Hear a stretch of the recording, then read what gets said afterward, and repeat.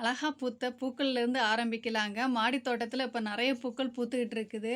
அதுவும் நெறைய பூக்கள் பூத்து முடிஞ்சதுக்கப்புறம் நான் கட் பண்ணாம நெறைய விட்டுருக்கேன். அப்படி விடக்கூடாது ஃப்ரெண்ட்ஸ். அத பார்த்துக்கிட்டே அப்படியே வாங்க. இன்னைக்கு காலையில 4 மணிக்கு எழும்பிட்டேங்க. எழும்பி இன்னைக்கு ஸ்கூல் ட்ரிப் ஆனனால பொண்ண கொண்டு போய் ஸ்கூல்ல விட்டுட்டோம். விட்டுட்டு அவங்க ட்ரிப்புக்கு கிளம்பிட்டாங்க.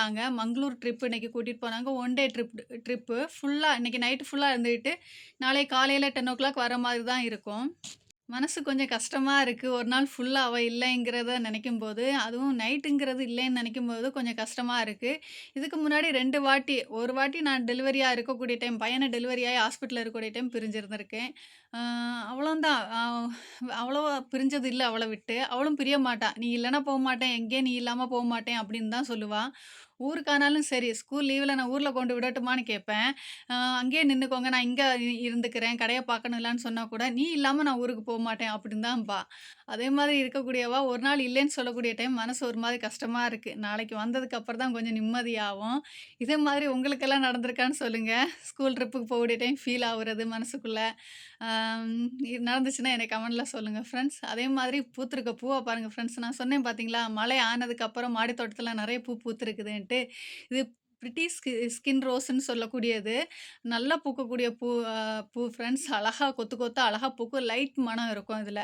ஆனா அழகா பூக்குது. அந்த பூவ தொடக்கூடிய டைம் மென்மையா இருக்கும். அவ்வளோ அழகாவும் இருக்கும். அதே மாதிரி 1, 2 விஷயம்லாம் நான் உங்க கூட ஷேர் பண்றேன். அது தப்பா, சரியான்னு எனக்கு தெரியல. ஆனா உங்ககிட்ட ஷேர் பண்ணணும்னு எனக்கு ஆசை. ஏன்னா கடை, வீடுன்னு ஓடிட்டு இருக்க எனக்கு, நான் யார்கிட்டயும் அவ்வளவா பேசுறதில்ல.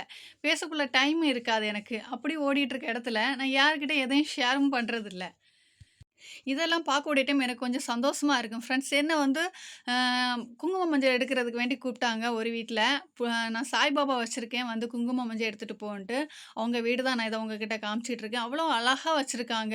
ஒவ்வொரு நெறைய பிள்ளையார் வச்சிருக்காங்க. நீங்க பக்கத்துல நான் உட்காந்துருக்க பக்கத்திலேயே பிள்ளையார் வச்சிருக்காங்க பாருங்க. எவ்வளோ நெறைய பிள்ளையார், சாய்பாபா அவ்வளோ அழகா அடுக்கி வச்சிருக்காங்க. இதுக்கு முன்னாடி நான் ஒரு வாட்டி வந்திருக்கேன் இவங்க வீட்ல.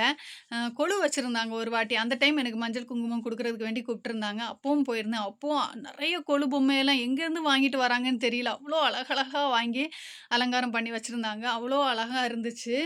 அ அத நான் ஏன் சொல்றேன்னா, என்ன ஆசையா கூப்ட்டு அவங்க வீட்டுக்குள்ள ஏறுன உடனே என்ன கட்டிப்பிடிச்சு முத்தம் தந்து வீட்ல கூட்டிட்டு போயிட்டு குங்குமம், மஞ்சள் தந்தாங்க. எனக்கு அது ரொம்ப சந்தோஷமா இருந்துச்சு. அ எங்கேயோ இருந்து வந்த சொந்தம், அ பாசம் தரக்கூடிய டைம் அது ரொம்ப பிடிச்சிருந்துச்சு ஃப்ரெண்ட்ஸ். அதே மாதிரி ஒண்ணே ஒண்ணு சொன்னாங்க. "பார்த்துக்கிட்டே இருக்கேன். நீ கஷ்டப்படுறதுக்கு ஒரு நாள் நல்லா இருப்ப" அப்படின்னு சொன்னாங்க. இவங்க தான் எனக்கு மஞ்சள் குங்குமம் குடுத்தது. இவங்க போறாங்க பாருங்க. அவ்வளோ அழகா என்ட்ட பேசுனாங்க. அவங்க அரவணைச்சதெல்லாம் எனக்கு ரொம்ப பிடிச்சிருந்துச்சு. இந்த வீடியோ பிடிச்சா லைக் பண்ணுங்க, சப்ஸ்கிரைப் பண்ணுங்க. Thank you. பாய்.